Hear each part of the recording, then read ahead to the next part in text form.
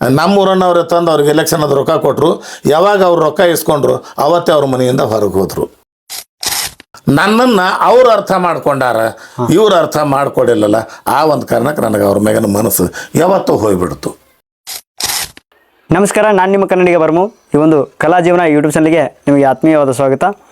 ಇವತ್ತು ನಾವು ಯಾರನ್ನ ಸಂದರ್ಶನ ಮಾಡಲಿಕ್ಕೆ ಬಂದಿದ್ದೀವಪ್ಪ ಅಂತಂದರೆ, ಇವರು ಈ ನಮ್ಮ ಭಾರತ ದೇಶದೊಳಗೆ ಮೊಟ್ಟ ಮೊದಲ ಅಂತಂದ್ರೂ ತಪ್ಪಾಗಲಿಕ್ಕಿಲ್ಲ. ಯಾಕಂದರೆ ಅಷ್ಟೊಂದು ಯಾವುದೇ ದೇಶದಾಗಿರ್ಬೋದು ಇಂಥ ಅತಿ ಹೆಚ್ಚು ಹಳೆಯ ನಾಣ್ಯಗಳನ್ನು ಕಲೆಕ್ಟ್ ಮಾಡಿರುವಂಥ ವ್ಯಕ್ತಿಯವರು. ಅದಕ್ಕೋಸ್ಕರ ಅದು ಅಷ್ಟೇ ಅಲ್ಲದೆ ಅವರ ಹಿಂದಿನ ಬದುಕಿನ ಕಥೆಯೊಳಗೆ ಅವರು ಈಗ ಅಂದರೆ ಇದನ್ನು ಮಾಡೋದರ ಜೊತೆಗೆ ಅವರು ತಮ್ಮ ನಿಜ ಜೀವನದಲ್ಲಿ ಕಲಾವಿದರು, ಭಜನಾ ಗೀತೆಗಳನ್ನು ಆಡ್ತಾರೆ ಹಾಗೂ ಮತ್ತು ಕವಿಗಳು ಕೂಡ ಹೌದು. ಹಲವಾರು ಕತೆ ಕವನಗಳನ್ನು ಬರೆದಿರುವಂಥ ವ್ಯಕ್ತಿಗಳು. ಅವರ ಒಂದು ಜೀವನ ಕಥೆಯನ್ನು ನೀವೆಲ್ಲರಿಗೂ ತೋರಿಸ್ಬೇಕಂತ ಅಂದ್ಕೊಂಡಿದ್ದೀನಿ. ಅವರು ಬೇರೆ ಯಾರೂ ಅಲ್ಲ, ಶ್ರೀಕಾಂತ್ ಬಿಳಿಕೇರಿ ಗುರುಗಳಂತ ಬೇವೂರವರು. ಭಾಳ ಅದ್ಭುತವಾದಂಥ ಸುಂದರವಾದಂಥ ವ್ಯಕ್ತಿ, ಭಾಳ ಒಳ್ಳೆಯ ವ್ಯಕ್ತಿ. ಅವರ ಒಂದು ಬದುಕಿನ ಕಥೆಯನ್ನು ಇವತ್ತು ನೀವೆಲ್ಲರಿಗೂ ತೋರಿಸ್ಬೇಕಂತ ಅಂದ್ಕೊಂಡು ಇವತ್ತು ಅವರ ಒಂದು ಸಂದರ್ಶನ ಮಾಡಲಿಕ್ಕೆ ಬಂದಿದ್ದೀವಿ. ಒಂದು ಸಂದರ್ಶನಕ್ಕೆ ನಿಮ್ಮೆಲ್ಲರಿಗೂ ಪ್ರೀತಿ ಆತ್ಮೀಯವಾದ ಸ್ವಾಗತ ಸುಸ್ವಾಗತವನ್ನು ಹೇಳ್ತೀನಿ. ಅವರ ಒಂದು ಬದುಕಿನ ಕಥೆಯನ್ನು ನಾವೆಲ್ಲರೂ ಕೇಳಿ ಅವರ ಒಂದು ಬದುಕಿನಲ್ಲಿ ಏನೆಲ್ಲ ಆಗಿದಾವೋ ಮತ್ತು ಅವರು ಈ ಒಂದು ಏನಪ್ಪ ಅಂದ್ರೆ ನಾವೀಗ ಮುಖ್ಯವಾಗಿರುವಂಥದ್ದು ನಾಣ್ಯಗಳ ಒಂದು ಬಳಕೆ ಯಾವ ರೀತಿ ಮಾಡಿದ್ದಾರೆ, ಆಮೇಲೆ ನಾಣ್ಯಗಳನ್ನ ಯಾವ ರೀತಿ ಕಲೆಕ್ಟ್ ಮಾಡ್ಕೊಂಡಿದ್ದಾರೆ ಅನ್ನೋದನ್ನು ಇವತ್ತು ಒಂದು ಸಂದರ್ಶನದಲ್ಲಿ ತಿಳ್ಕೊಳ್ಳೋಣ. ಯಾಕಂದ್ರೆ ಅವರು ಮಾಡಿರುವಂಥ ನಾಣ್ಯಗಳು ನಮ್ಮ ದೇಶದ ಅಷ್ಟೇ ಅಲ್ಲ, ಯಾಕಂದರೆ ಇಡೀ ಹಲವಾರು ದೇಶಗಳಲ್ಲಿರ್ತಕ್ಕಂಥ ನಾಣ್ಯಗಳನ್ನ ಎಲ್ಲವನ್ನು ಕಲೆಕ್ಟ್ ಮಾಡಿದ್ದಾರೆ. ಆ ಒಂದು ನಾಣ್ಯಗಳನ್ನು ಹಲವಾರು ಶಾಲಾ ಕಾಲೇಜುಗಳಲ್ಲಿ ಕೂಡ ಪ್ರದರ್ಶನ ಮಾಡಿದಾರಂತ. ಕೆಲವೊಂದಿಷ್ಟು ಜನರಿಂದ ನಾವು ಅವ್ರನ್ನ ವಿಷಯವನ್ನು ಪಡ್ಕೊಂಡು ಅವ್ರಿಗೆ ಸರ್ಪ್ರೈಸಾಗಿ ಗಿಫ್ಟ್ ಕೊಡ್ಬೇಕಂತ ಸರ್ಪ್ರೈಸಾಗಿ ಅವ್ರನ್ನ ಮಾತಾಡ್ಸ್ಬೇಕಂತ ಅಂದ್ಕೊಂಡಿದ್ದೆ. ಫೋನ್ ಮಾಡಿದ್ದೆ, ಬಟ್ ಬರ್ತೀನಿ ರೀ ಆಮೇಲೆ ಬರಲ್ಲ ಅಂತ ಹೇಳಿದೆ. ಅದಾದಮೇಲೆ ಈಗ ಸರ್ಪ್ರೈಸಾಗಿ ಅವ್ರಿಗೆ ಶಾಕ್ ಕೊಡಬೇಕು. ಅದಕ್ಕೋಸ್ಕರ ಬಾಗಿಲು ಒಳಗೆ ಹಾಕಿದ್ದಾರೆ. ಹೋಗಿ ಶಾಕ್ ಕೊಟ್ಟು ಅವ್ರನ್ನ ಮಾತಾಡ್ಸ್ತಾ ಹೋಗೋಣ. ಅದೇ ರೀತಿಯಾಗಿ ಈ ಒಂದು ಕಾರ್ಯಕ್ರಮಕ್ಕೆ ನಿಮ್ಮೆಲ್ಲರಿಗೂ ಆತ್ಮೀಯವಾದ ಸ್ವಾಗತ ಸುಸ್ವಾಗತ. ಮಾತಾಡಿಸ್ತಾ ಹೋಗ್ತೀನಿ ನೋಡಿ. ಸರ್ ಸರ್ ಬರ್ರಿ ಸರ್, ನಾವೇ ಸರ್. ಬರ್ರಿ ಯಾರದಿರಿ?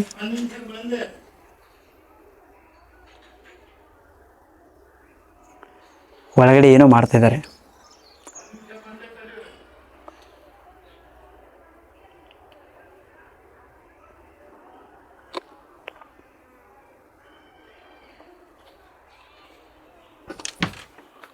ನಮಸ್ಕಾರ ಸರ್. ಸರ್ ಚೆನ್ನಾಗಿದ್ದೀರಾ? ಚಾನ ತಗೊಂಡ್ಕೊಂಡು ನೋಡಿ ಈಗ. ಹೌದಾ? ಚಾ ಕುಡಿಬೇಕಂತ ಚಾ ಮಾಡಕತ್ತೀನಿ. ನೀವು ನೋಡಿ ಫುಲ್ ಶಾಕ್. ವಿಡಿಯೋ ಮಾಡ್ತಾ ಇದ್ರಿ ಸರ್, ಫೋನ್ ಮಾಡಿದ್ನಲ್ಲ ಸಂದರ್ಶನ ಮಾಡಿದ್ರಿ ಅಂತ ಹೇಳಿ. ಹೌದಾ? ಬರ್ರಿ ಸ್ವಾಗತ ಸರ್ ನಮ್ಮ ಬರ್ರಿ ಕಲಾವಿದರ ಸಂದರ್ಶನಕ್ಕೆ. ನೋಡ್ರಿ ಇಲ್ಲ ಸರ್, ನಾ ಕುಡಿರಿ, ನಾ ಆಮೇಲೆ ಮಾಡುವಂತ. ನೀವೇನೋ ಅನ್ಕೋಬಹುದು ಗಿಮಿಕ್ ಅಂತ. ಯಾವ್ದು ಗಿಮಿಕ್ ಇಲ್ಲ ನೋಡಿ ಸರ್. ಬೇಕಾದ್ರೆ ಏನೋ ಮೈಕು ಹಾಕಿಲ್ಲ, ಏನೂ ಹಾಕಿಲ್ಲ. ನನ್ನಲ್ಲಿರುವಂಥದ್ದು ಮೈಕ್ ಏನೂ ಗಿಮಿಕ್ ಅಲ್ಲ, ಬಟ್ ಅವ್ರಿಗೆ ಶಾಕ್ ಕೊಟ್ಟಿರುವಂಥದ್ದು. ಈ ಒಂದು ಕಾರ್ಯಕ್ರಮಕ್ಕೆ ನಿಮಗೆ ಆತ್ಮೀಯ ಸರ್. ಬರ್ರಿ, ಅಲ್ಲ ನಮ್ಮ ಮನೆಗೆ ಬಂದಿರಿ ನೀವು, ನಾನು ನಿಮ್ಮನ್ನ ಸ್ವಾಗತ ಅನ್ಬೇಕು. ಹಂಗಿಲ್ಲ ಸರ್, ನಮ್ಮ ಒಂದು ಕಾರ್ಯಕ್ರಮಕ್ಕೆ ನಿಮ್ಗೆ ಸ್ವಾಗತ. ನಮಸ್ಕಾರ. ಬರ್ರಿ ಯಪ್ಪನ ಎಲ್ಲ ದೂಡಪ್ಪ ಎಲ್ಲ ಹಂಗ ಹರ್ಕೊಂಡು ಕುಂತೀನಿ. ಏನಿಲ್ಲ ಸರ್, ಯಾಕಂದ್ರೆ ಇದ್ದಾಗನೇ ತೋರಿಸೋದು. ಅಲ್ಲಲ್ಲ ವ್ಯಕ್ತಿ ಸ್ವಲ್ಪ ನಿಂತು ಸ್ವಚ್ಛಾರ ಮಾಡ್ತೀನಿ. ಏನಿಲ್ಲ ಸರ್, ಈಗ ನೀವು ಚಾ ಕೊಟ್ರಿ ಸರ್, ಅದಾದ್ಮೇಲೆ ಸಂದರ್ಶನ ಶುರು ಮಾಡೋಣ. ಓಕೆ ಸರ್, ಬರ್ರಿ ನಮಸ್ಕಾರ. Thank you. ಈ ಒಂದು ಕಾರ್ಯಕ್ರಮಕ್ಕೆ ನಿಮಗೆ ಆತ್ಮೀಯವಾದ ಸ್ವಾಗತ. ಈಗ ಈ ಒಂದು ಗುರುಗಳ ಒಂದು ಬದುಕಿನ ಕಥೆಗೆ ನಿಮ್ಮೆಲ್ಲರಿಗೂ ಪ್ರೀತಿ ಆಧಾರದ ಸ್ವಾಗತ ಸುಸ್ವಾಗತವನ್ನು ಕೊಡ್ತೀನಿ. ಹಾಗೆ ಈ ಒಂದು ಕಾರ್ಯಕ್ರಮಕ್ಕೆ ಮತ್ತೊಮ್ಮೆ ನಿಮಗೆ ಸ್ವಾಗತವನ್ನು ಕೊಡ್ತೀನಿ. ಧನ್ಯವಾದಗಳು. ತಮಗೂ ಕೂಡ ವೀಕ್ಷಕರಲ್ಲಿ ಒಂದು ವಿನಂತಿ, ಕಲಾ ಜೀವನ ಅಂತಕ್ಕಂಥ ಒಂದು ಯೂಟ್ಯೂಬ್ ಚಾನಲ್ ಮಾಡಿಕೊಂಡು ಕಲಾವಿದರನ್ನ ಹುಡುಕೊಂಡು ಊರು ಅಲಿತಕ್ಕಂಥ ಭರ್ಮವರ ಬದುಕು ಕೂಡ ಚೆನ್ನಾಗಿರಲಿ. ಯಾಕಂದ್ರೆ ಪದವಿವರೆಗೂ ಓದ್ಕೊಂಡಿರ್ತಕ್ಕಂಥವ್ರು ಅದು ಯಾಕೋ ಎಲ್ಲಾದ್ರೊಂದು ಸರ್ಕಾರಿ ನೌಕರಿಗೆ CET ಬರೋದು ಅಥವಾ ಎಲ್ಲರೊಂದು ಎಕ್ಸಾಮಿನೇಷನ್ ಮಾಡಿಕೊಂಡು ಸರ್ಕಾರಿ ನೌಕರಿ ಮಾಡ್ಕೊಂಡು ಇರ್ಬೋದಾಗಿತ್ತು. ಆದರೆ ಕಲಾವಿದರ ಬದುಕನ್ನು ಅನಾವರಣಗೊಳಿಸ್ತಕ್ಕಂಥ ಒಂದು ಉದ್ದೇಶ ಇಟ್ಕೊಂಡು ಪ್ರತಿನಿತ್ಯನೂ ಕಾಲಿಗೆ ಚಕ್ರ ಕಟ್ಕೊಂಡು ಊರು ತಿರುಗ್ತಾನೆ ಇದ್ದಾರೆ. ಈ ಇತ್ತೀಚೆಗೆ ಸಿದ್ದಪ್ಪ ಬಿದ್ರಿ ಅವ್ರ ಸಂದರ್ಶನ ಮಾಡಿದ್ರಿ ಅನ್ಕೊಂತೀನಿ. ಹಾಗೆ ಮಹಾಲಯನಾಪುರ ಶೋಭಾ ಅವರ ಸಂದರ್ಶನಕ್ಕೂ ಹೋಗಿದ್ರೇನೋ. ಹೋಗಿದ್ರಿ. ಅದಕ್ಕೆ ಬೇರೆ ಬೇರೆ ಕಲಾವಿದರ ಸಂದರ್ಶನ ಮಾಡಿ ಕಲಾವಿದರ ಬದುಕನ್ನು ಬೇರೆಯವ್ರಿಗೂ ಕೂಡ ತಿಳಿಸ್ತಕ್ಕಂಥ ಒಂದು ಕೆಲಸ ಮಾಡ್ತಾ ಇದ್ದಾರೆ. ಅವರ ಬದುಕು ಕೂಡ ಯಶಸ್ಸು ಆಗಲಿ, ಅಂತ ಹೇಳ್ತಾ ದಯವಿಟ್ಟು ತಮ್ಮಲ್ಲಿ ನಾನೊಂದು ವಿನಂತಿ ಮಾಡ್ಕೊಳ್ತಾ ಇದ್ದೀನಿ, ತಾವು ಮರಿದೇ ಮಾಡಬೇಕಾಗಿರ್ತಕ್ಕಂಥ ಒಂದು ಕೆಲಸ ಸಬ್ಸ್ಕ್ರೈಬ್ ಪ್ಲೀಸ್, ಅದೊಂದು ಮಾಡ್ಕೊಂಬಿಡಿ. ಯಾಕಂದ್ರೆ ಅದಕ್ಕೇನು ದುಡ್ಡು ಖರ್ಚಾಗಲ್ಲ. ನಿಮ್ಮ ಒಂದು ಸಬ್ಸ್ಕ್ರೈಬ್ ಮಾಡಿಕೊಂಡು ನಿಮ್ಮ ಒಂದು ಅಭಿಪ್ರಾಯ ತಿಳಿಸೋದ್ರಿಂದ, ತಾವು ಅದನ್ನು ನೋಡೋದ್ರಿಂದ ಇವ್ರ ಬದುಕು ಸಾರ್ಥಕತೆ ಆಗುತ್ತೆ, ಇವ್ರ ಪರಿಶ್ರಮ ಸಾರ್ಥಕತೆ ಆಗುತ್ತೆ, ಇವರು ಪ್ರತಿನಿತ್ಯ ಕೈಯಿಂದ ಖರ್ಚು ಮಾಡಿಕೊಂಡು ಊರೂರು ಸುತ್ತಿದ್ದಕ್ಕೂ ಸಾರ್ಥಕ ಆಗುತ್ತೆ. ಕೆಲವು ಟೈಮ್ನಲ್ಲಿ ಬಸ್ ಇರುತ್ತೆ, ಕೆಲವು ಟೈಮ್ನಲ್ಲಿ ಬಸ್ ಇರೋಂಗಿಲ್ಲ, ಎಲ್ಲೋ ಇಳಿಬೇಕು, ಯಾರಿಗೋ ಕೈ ಮಾಡಬೇಕು, ಹೋಗೋ ಬರೋರು ಬೈಕ್ನಲ್ಲಿ ಹೋಗ್ಬೇಕು, ಹೀಗೆಲ್ಲ ಇರುತ್ತೆ. ಯೂಟ್ಯೂಬ್ ಮಾನಿಟೈಸ್ ಆತಂದ್ರೆ ಏನೋ ಒಂದು 4 ಕಾಸು ಬರ್ತಿರ್ತೈತಿ, ಬಟ್ ಅಲ್ಲಿವರೆಗೂ ಕೈಯಿಂದ ದುಡ್ಡು ಹಾಕಬೇಕು. ಅಂಥ ಪರಿಸ್ಥಿತಿಯೊಳಗೆ ಮನೆಯವ್ರು ಅಂತಿರ್ತಾರೆ, ಏನಪ್ಪ ನೀ ದುಡಿಲಿಲ್ಲ ದುಃಖ ಪಡಿಲಿಲ್ಲ, ಹಿಂಗೆ ದಿನ ಊರೂರು ತಿರುಗಿದ್ರೆ ಬರುತ್ತೇನು ಅಂತಕ್ಕಂಥ ಮಾತು ತಾಯಿ ತಂದೆ ಕಡೆಯಿಂದನೂ ಬರ್ತಿರ್ತೈತಿ. ಓದತಕ್ಕಂಥ ಹುಡುಗ ಅದ್ರ ಜೊತೆಗೆ ಇದನ್ನೊಂದು ಮಾಡ್ತಾನೆ. ದಯವಿಟ್ಟು ಇನ್ನೊಮ್ಮೆ ಹೇಳ್ತಾ ಇದ್ದೀನಿ, ಸಬ್ಸ್ಕ್ರೈಬ್ ಮಾಡ್ಕೊಳ್ಳಿ. Okay, thank you sir. ನಮ್ಮ ಬದುಕಿನ ಬಗ್ಗೆ ನೀವು ಕೇಳಿದ್ರೆ ನಾನು ನಿಮ್ಮ ಬದುಕಿನ ಬಗ್ಗೆ ಕೇಳಕ್ಕೆ ಬಂದಿನ್ರಿ. ನಮ್ಮ ಬಗ್ಗೆ ಹೇಳಿದಕ್ಕೆ ತಮಗೆ ಹೃದಯಪೂರ್ವಕವಾದ ಧನ್ಯಗಳು. ಈಗ ನಿಮ್ಗೆ ಒಂದು ಆಸನ ಕೊಟ್ಟು ಈ ಒಂದು ಸಂದರ್ಶನ ಕೊಡ್ರಿ ಅಂತ ನಿಮ್ಮಲ್ಲಿ ವಿನಂತಿ. Okay sir, thank you. ಹೇಳಿ ಸರ್, ನಿಮ್ಮ ಬಾಲ್ಯದ ಬದುಕಿನ ಬಗ್ಗೆ ನಮಗೆ ಇವತ್ತು ತಿಳಿಸ್ಬೇಕು ನೀವು. ತಾವು ಕೂಡ ನಮ್ಮ ಪಕ್ಕದಲ್ಲಿ ಕೂತಿದ್ರು ಒಂದು ಒಳ್ಳೇದಾಕಿತ್ತು ಅಂತಕ್ಕಂಥದ್ದು ಅನಿಸುತ್ತೆ. ಯಾಕಂದ್ರೆ ತಾವು ಕೇಳ್ತಕ್ಕಂಥ ಪ್ರಶ್ನೆಗಳು ಆ ಕಡೆಯಿಂದ ಬರ್ತಾವು, ಬಟ್ ಕೇಳಿದವ್ರು ಯಾರು ಅನ್ನೋದು ಗೊತ್ತಾಗ್ತಾ ಇಲ್ಲ. ಇದು ಒಂದೇ ವಿಚಾರ. ಇನ್ನು ಬಾಲ್ಯ ಅಂತಂದ್ರೆ, ಬಾಲ್ಯ ನನಗೇನು ಬೇರೊಬ್ಬರಿಗೆ ಎಲ್ಲರಿಗೂ ಹೆಂಗಿತ್ತೋ ಹಾಗೆ ನಂದು ಬಾಲ್ಯ. ನನ್ನ ಬಾಲ್ಯ ಅಂತೇನು ವಿಶೇಷ ಅಂತ ಇರಲಿಲ್ಲ. ಬಟ್ ಇನ್ನೊಂದು ಏನಂದ್ರೆ, ನಮ್ಮದು ಆರ್ಥಿಕ ಪರಿಸ್ಥಿತಿಯಿಂದ ಬಡತನ ಇರ್ತಕ್ಕಂಥ ಮನೆ ನಮ್ಮದು. ಸಿಂಪತಿ ಗಿಟ್ಟಿಸ್ಕೊಳ್ಳೋದಕ್ಕೆ ಮಾಡ್ತಾರಲ್ಲ ಆ ಬಡತನ ಅಂತಲ್ಲ ನಮ್ಮದು. ನಾವು ತಂದೆಗೆ ನಾವು 7 ಜನ ಮಕ್ಕಳು, ಎಲ್ಲರೂ ಓದೋರು. ನಮ್ಮಪ್ಪ ನಮ್ಮವರಿಬ್ಬರು ದುಡಿಯೋರು. ನಮ್ಮಪ್ಪ ನಮ್ಮವ್ರು ದುಡಿಯೋ ಕಾಲಕ್ಕೆ ಹೊಲ ಮನೆ ಎಲ್ಲ ಹೋಗಿತ್ತು ನಮ್ಮದು. ನಾವು ಬೇರೊಬ್ಬರ ಮನೆ ಬಾಡಿಗೆ ಇದ್ದುಕೊಂಡು ಬಂದಿರತಕ್ಕಂಥವ್ರು. ಹಿಂಗಾಗಿ ಎಲ್ಲರೂ ಇದ್ದಂಗೆ ನಮ್ಮದು ಇತ್ತು. ಪಾಠದಾಗ ಅಷ್ಟು ಶಾನೆ ಇರಲಿಲ್ಲ, ಆಟದಾಗೂ ನಾನು ಅಷ್ಟೊಂದು ಪಳಗಿರಲಿಲ್ಲ. ಮುಖ್ಯವಾಗಿ ನಾನು ಏನಾದರೂ ಒಂದು ಕೆಲಸ ಮಾಡಬೇಕು ಅಂದ್ಕೊಂಡ ನಾನು, ನನ್ನ ಒಂದು ನೆನಪಿನ ಶಕ್ತಿ ಎಲ್ಲೈತಿ ಅಲ್ಲಿಂದ ನಾನು ಕೆಲಸ ಮಾಡ್ಕೊತಾನೆ ಬಂದವನು. ಆರಂಭದಲ್ಲಿ 9ನೇ ವಯಸ್ಸಿಗೆ ನಾನು ದನ ಕಾಯ್ತಿದ್ದೆ. ನಾನು 9ನೇ ವಯಸ್ಸಿಗೆ ನಾನು ದನ ಕಾಯ್ಕೊಂತ ಬಂದವನು. ಆಮೇಲೆ ಹೋಟೆಲ್ಗಳಲ್ಲಿ ನಾನು ಸಪ್ಲೈಯರ್ ಆಗಿ ಸಾಪ್ ಮಾಡೋವಾಗಿ ಹೋದವನು. ಬಿಟ್ಟರೆ ಈ ನೇಕಾರಿಕೆ ಇದೆ, ನಮ್ಮ ತಾಯಿ ತವರು ಸುಳಿಭಾವಿ. ನೇಕಾರಿಕೆ ಕಲಿಬೇಕು ಅಂತ ಹೋದೆ. 1-2 ವರ್ಷ ಕಲಿತೆ. ಅದು ಯಾಕೋ ಕಲಿತ ಮೇಲೆ ಅದು ನನಗೆ ಉದ್ಯೋಗವಲ್ಲಿ ಅನ್ನಿಸ್ತು. ಬಾರ್ ಆ್ಯಂಡ್ ರೆಸ್ಟೋರೆಂಟ್ನಲ್ಲಿ ಅನುಕೂಲ ಇತ್ತು. ಹಂಗಾಗಿ ನಾನು ಸೀದಾ ಸಪ್ಲೈ ಮಾಡೋ ಕೆಲಸಕ್ಕೆ ಸೇರಿಕೊಂಡೆ.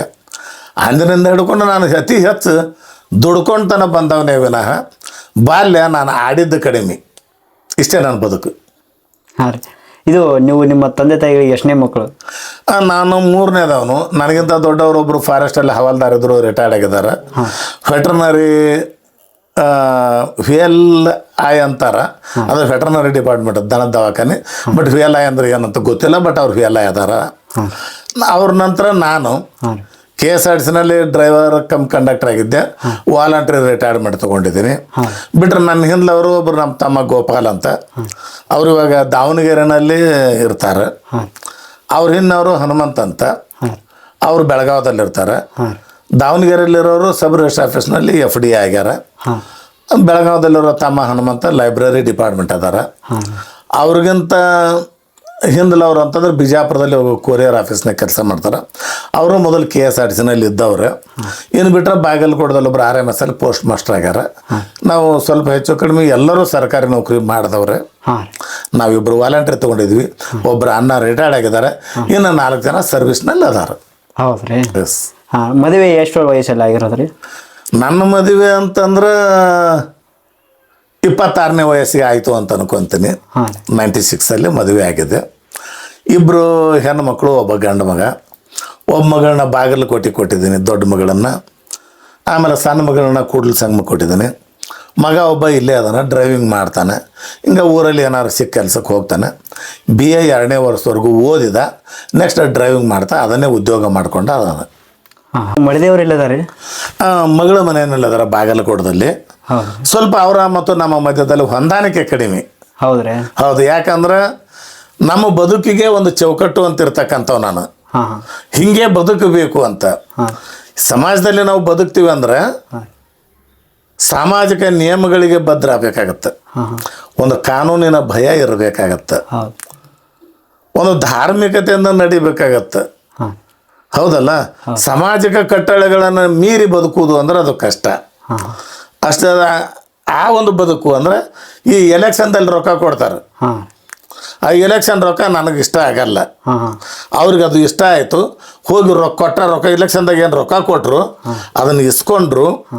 ಆ ರೊಕ್ಕ ಇಸ್ಕೋಬೇಡ ಅಂತ ನಾನು ಮೊದಲೇ ಹೇಳಿದ್ದೆ. ನಮ್ಮೂರನ್ನವ್ರೆ ತಂದು ಅವ್ರಿಗೆ ಎಲೆಕ್ಷನ್ ಅದು ರೊಕ್ಕ ಕೊಟ್ಟರು. ಯಾವಾಗ ಅವ್ರು ರೊಕ್ಕ ಇಸ್ಕೊಂಡ್ರು ಅವತ್ತೇ ಅವ್ರ ಮನೆಯಿಂದ ಹೊರಗೆ ಹೋದರು.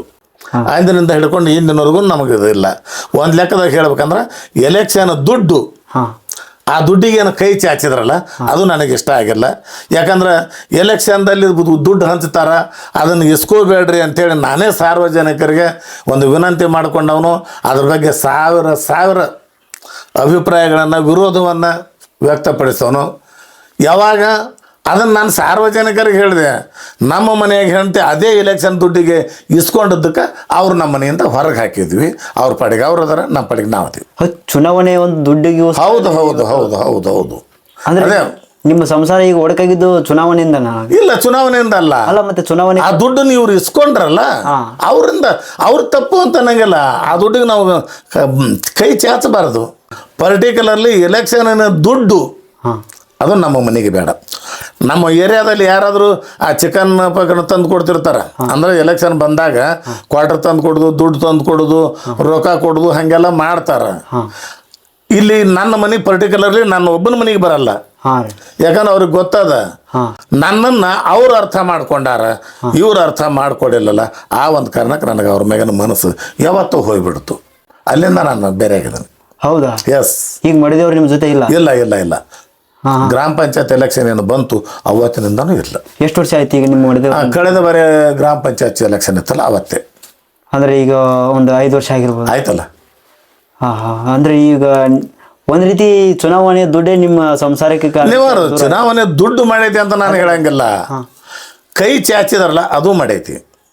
ಹಾಂ ಹಾಂ ಆಮೇಲೆ ಎಲ್ಲದಕ್ಕಿಂತ ಹೆಚ್ಚು ನಾವು ಇಸ್ಕೋಬೇಡ ಅಂತ ಹೇಳಿವಿ. ಹಾಂ ಹಿಂದಿನ ದಿವ್ಸನೂ ಹೇಳಿದೀವಿ, ಮರು ದಿವ್ಸನೂ ಹೇಳಿವಿ. ಆದರೂ ಇಸ್ಕೊಂಡಾರೆ ಅಂದ್ರೆ ಅದೇನು ಅರ್ಥ?